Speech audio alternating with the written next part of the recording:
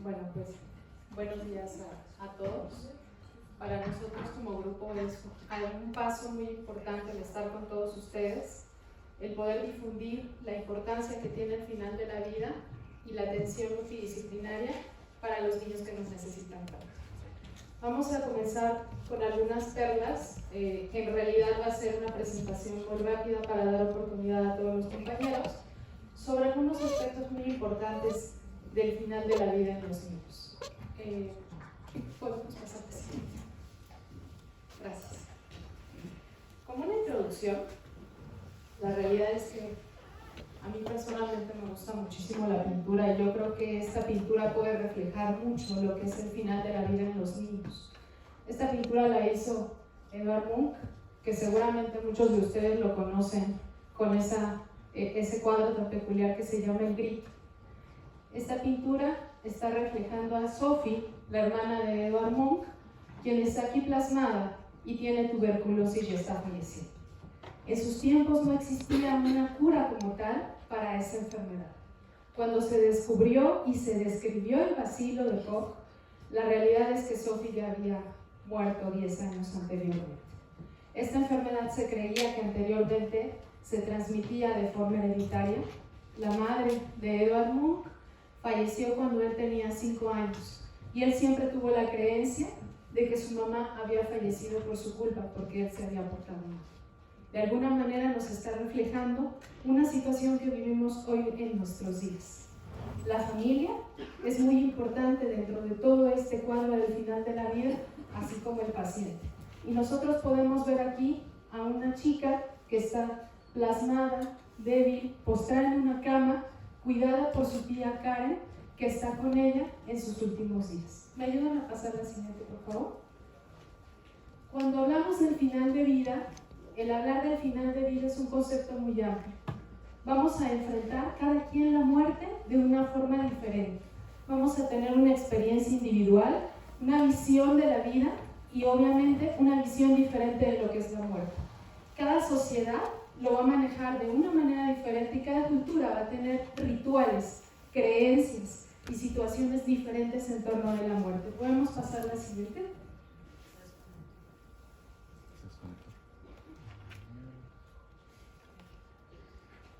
Ok, un momento.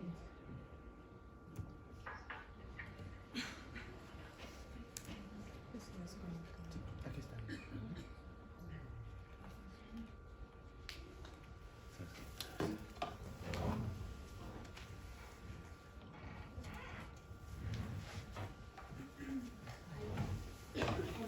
Sí.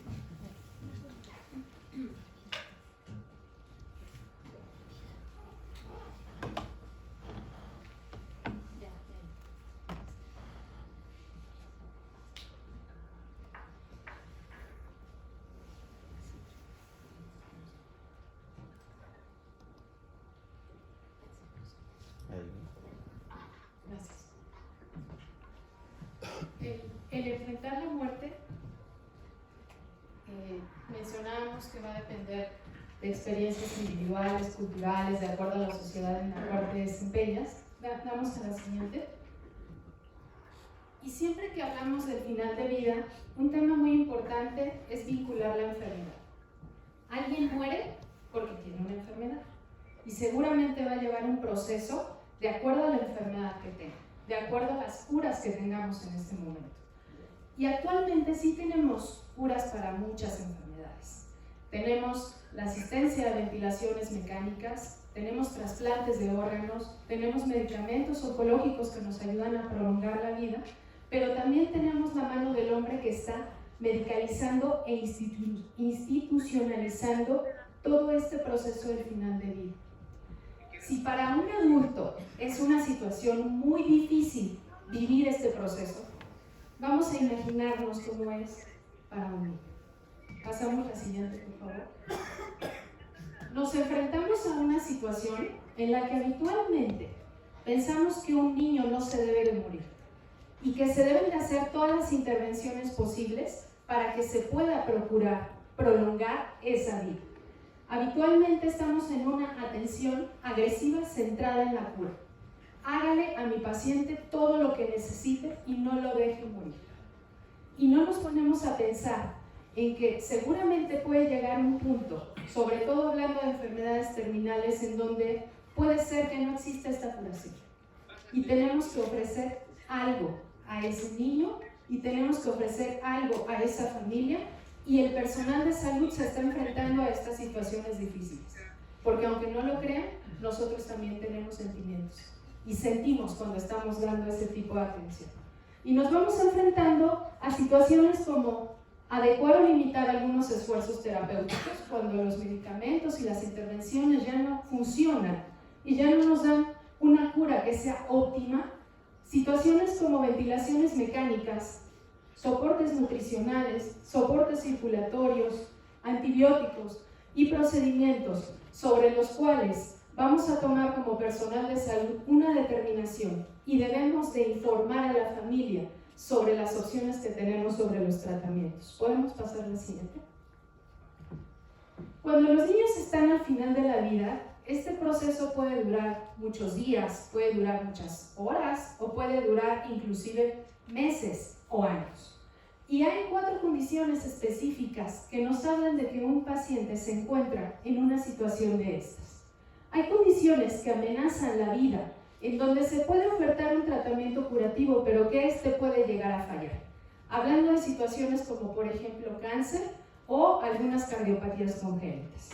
Hay otras situaciones que nos pueden limitar la vida, como por ejemplo, cuando la muerte prematura es inevitable, pero podemos dar tratamientos intensivos para poder prolongar la vida, pero sabemos que el pequeño va a llegar a fallecer. Ejemplos de estas enfermedades: SIDA, fibrosis quística, inmunodeficiencias severas, distrofia muscular de Duchenne, etcétera, etcétera.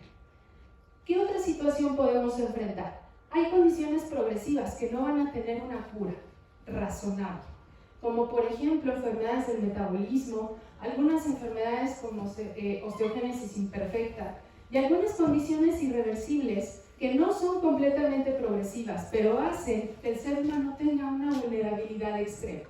Hablando, por ejemplo, de aquellos prematuros extremos, de pacientes que tienen malformaciones del sistema nervioso central, parálisis cerebral infantil, que seguramente no damos o no pensamos en una atención multidisciplinaria. Pasamos a la siguiente.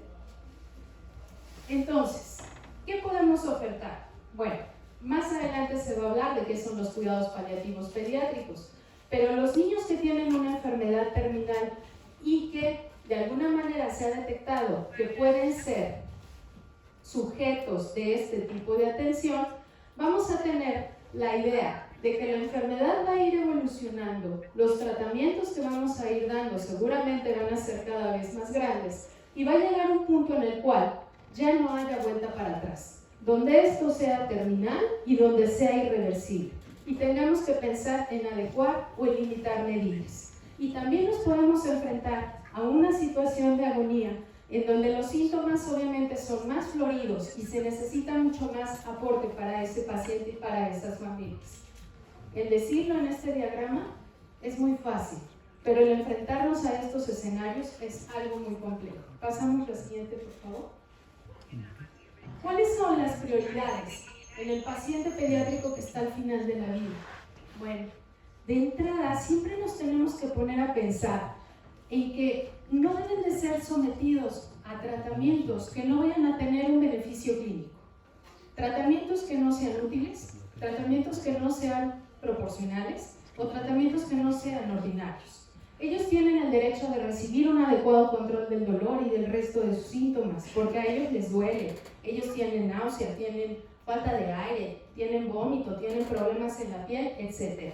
E idealmente deberían de recibirlos las 24 horas o cada que ellos lo necesiten. Cada niño debe ser tratado con dignidad y con respeto. Muchas veces no tomamos en cuenta lo que ellos nos están manifestando o los deseos que ellos tuvieran para el final de la vida. Y la mayoría de las veces ellos nos pueden enseñar mucho más de lo que nosotros quisiéramos. Esto sin tener un menoscabo en sus capacidades físicas o intelectuales. Y algo ideal es que cada familia debería de tener acceso a los cuidados paliativos dentro de un equipo multidisciplinario, que incluya desde el área médica, el área de enfermería, el área de psicología, nutrición, trabajo social, rehabilitación e idealmente un trabajador espiritual y otras disciplinas. ¿Podemos pasar a la siguiente? Entonces, cuando nosotros brindamos una atención integral de este tipo, nos estamos enfrentando a tomar decisiones y a elaborar un plan de cuidado muy importante. Tenemos que tomar decisiones, como comentábamos hace un momento, de adecuar el esfuerzo terapéutico, retirar soportes vitales o decidir qué medicamentos o cuáles no vamos a dar. Y también estamos afrontando un proceso en el que el paciente va a llegar a fallecer y vamos a tener una situación de dolientes. ¿Qué va a pasar con esos hermanos o con esos padres de ese niño que está atravesando esa enfermedad? Y siempre tenemos que ponernos al tanto de que esta atención se debería de dar así, con el paciente, con la familia y con el equipo multidisciplinario, para que toda la atención sea de una mejor calidad. Brindar calidad de vida y si no, brindar calidad de muerte. Pasamos a la siguiente. Entonces, debemos de tener una postura muy importante en relación a hacer buenas acciones para que ellos puedan tener estos objetivos. Con los principios de no dañar, con el principio de beneficencia, de hacer el bien, el principio de autonomía que muchas veces en los niños se ve delegado en los padres y que no tomamos en cuenta los deseos que ellos tienen para el final de su vida. El principio de justicia para poder distribuir los recursos y los bienes adecuados para todos ellos. Pasamos la siguiente, por favor. Y también otra parte muy importante. Sí tenemos la situación del principio de la vida, pero también debemos de tomar en cuenta de que las cuestiones terapéuticas siempre deben de ir ajustado de acuerdo a la enfermedad que tenga cada paciente y los límites que tengamos en nuestras manos. El principio de libertad y responsabilidad, tomando decisiones adecuadas, dando una información adecuada a los padres para que nos puedan autorizar qué tratamientos vamos a realizar. Y también la sociedad juega un papel muy importante. Todos somos figura de una sociedad, todos somos parte de una familia y tienen que ser tomados en cuenta. Pasamos la siguiente, por favor. Algo que me parece muy interesante es que siempre nos ponemos a pensar en muchas situaciones sobre la infraestructura que debería de tener un hospital, los medicamentos que deberíamos de tener para poder brindar esta atención al final de la vida en los niños. Y algo que no pensamos es cómo perciben los padres ese final de la vida. Para ellos es muy importante estos 3 puntos que nos dice este artículo que recientemente han publicado.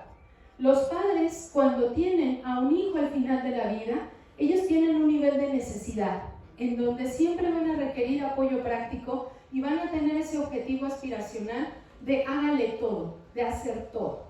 Ellos tienen también una experiencia, ya sea positiva o negativa, que produce que su hijo que tiene una enfermedad esté experimentando una sensación de sufrimiento.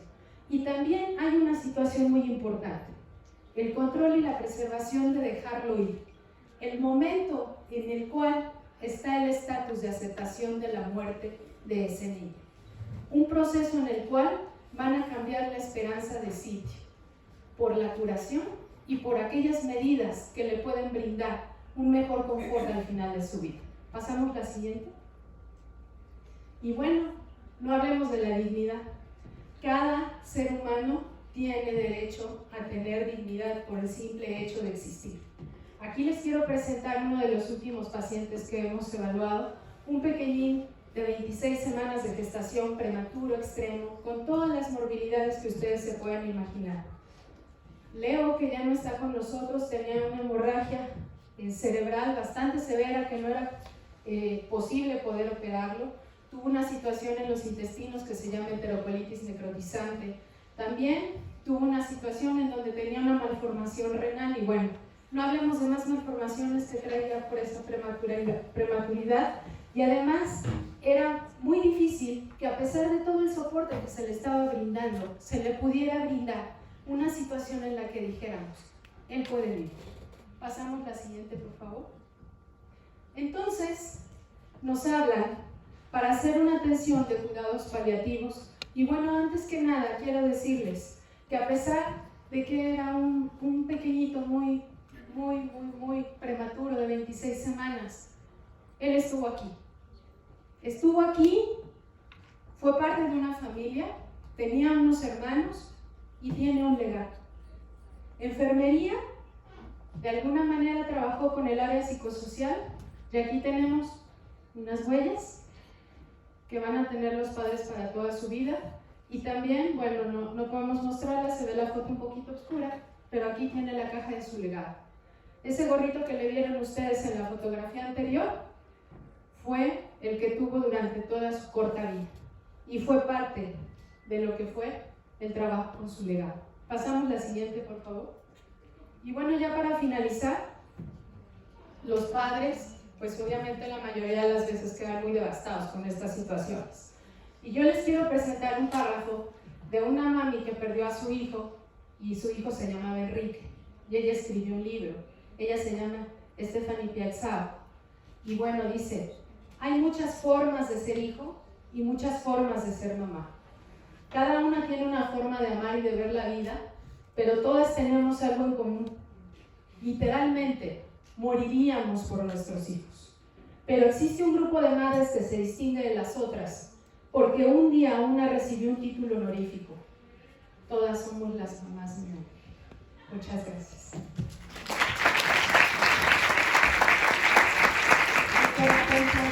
Muchas gracias por su plática, como siempre.